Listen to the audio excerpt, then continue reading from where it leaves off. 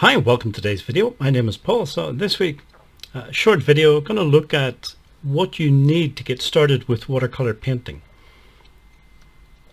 So obviously there's a list of some physical materials that you need. Some paint, brush, paper. You also need some sort of masking tape. Obviously you need some sort of surface to paint on. Whether it's some sort of easel, I use a wooden board, some people just maybe a desktop, tabletop, whatever it is, you're going to need something. And you'll need some masking tape just to secure the paper to that surface. And then some sort of palette. I use a little plastic palette. Bottom right, you can see an example of that. Some people prefer maybe a ceramic plate of some kind.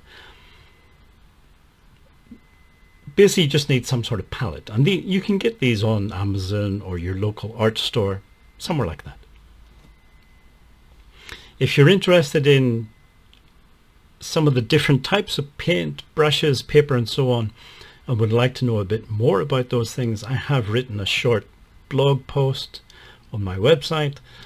There's a link in the description box underneath this video. There is something missing from this list though, and it's pretty fundamental, I think. Although it's not something that's often mentioned in this type of video, I do think it's essential, and that's kind of you. There's a difference between the art materials and the artist. It's the artist who makes the art, obviously. So everything that you can see on screen, this is all just the art materials. But you, again, by yourself, maybe that's enough, but maybe you also need something else. You need an artistic goal, an artistic voice, something that you're aiming towards. And this is something, as I say, it's not really mentioned in blog posts and videos aimed at people who are new to watercolor or any other medium, but it is, I think, essential and will make the difference between success and maybe frustration. So on screen you can see a couple of examples of the type of art that I make these days. Whether you like this style or not, the message that I'm trying to give is still relevant, because it's the same no matter what style of art you're trying to make. You do need some sort of goal in your mind to aim towards. This style that I arrived at didn't happen by chance. That's what I'm trying to say. There was a sort of goal, a direction that got me to this place. Now, it took a while, and there was a few modifications along the way, a few twists and turns, but there was a goal. There was some sort of method behind the madness. In my case, there were three main influences on the type of watercolor landscapes that I create.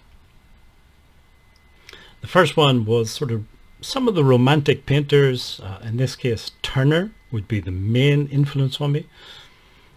Turner was way ahead of his time in the use of abstraction in landscapes and seascapes.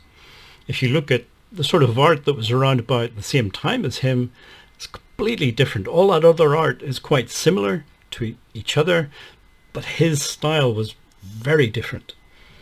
And the thing that I took from his painting style was this idea of abstraction. You don't have to spell out everything for the viewer. You can leave a bit of mystery in your paintings. You can leave a bit of room for the viewer to interpret your painting.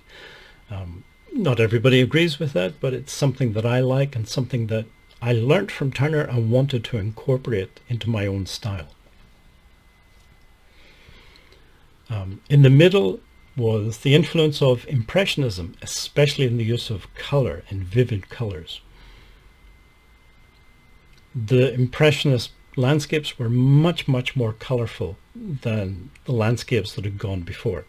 Even the likes of Turner, which used a lot of browns and sepias and umbers and that type of thing. The Impressionists, although they still used those sort of things, they had a much more colorful palette. And that's really what I took from Impressionism.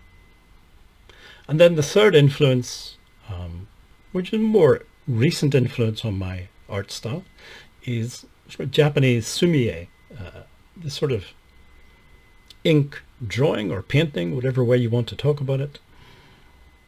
The thing that I take from the sumie is the use of white paper, and you don't have to cover every single centimeter, every inch of the paper with pigment. It's okay to leave a bit of white paper showing through, and that's really what I learned from this style of art. And again, it's something I incorporated into my own style for aesthetic reasons. I like this style. I like to see the white paper showing through. So 3 influences all sort of came together to produce, I say, the style of art that I make. And I say, whether you like my style of art or not, it doesn't really matter, because the message that I'm giving is still the same. It still applies, no matter what style of art you want to make. So finish off, the little quote by Seneca, the Stoic, I guess, philosopher from ancient Rome. If a man knows not to which port he sails, no wind is favourable. In other words, if you don't have, at least the way I'm interpreting it in terms of art, if you don't have some sort of artistic vision, artistic goal, you're just doing random stuff and hoping for the best, I think. So get yourself some materials, and also get yourself a goal, a vision, an artistic style that you can start to aim towards. And I'm not saying that it will be easy. It's certainly not. It takes a lot of time, a lot of frustration, a lot of failed efforts, but at least if you're going if you know where you're trying to go, you at least have some direction to aim for. And it does make things slightly easier, at least in some sense. Okay, well, if you made it this far in the video, thank you for watching and listening. Hopefully see you again in next week's video.